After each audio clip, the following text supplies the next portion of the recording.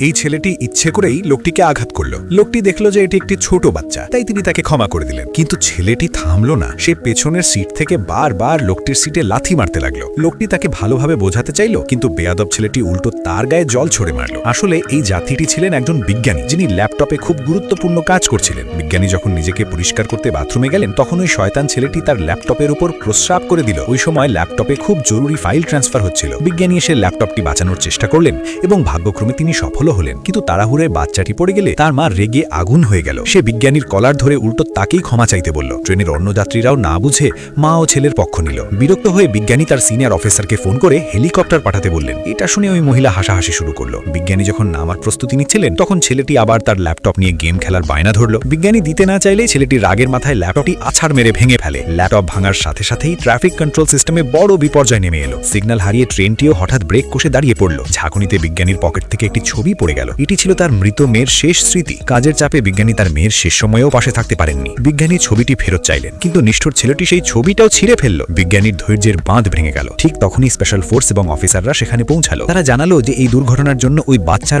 মা দায়ী। শাস্তি হিসেবে তাকে আজীবন কারাদণ্ড দেওয়া হলো।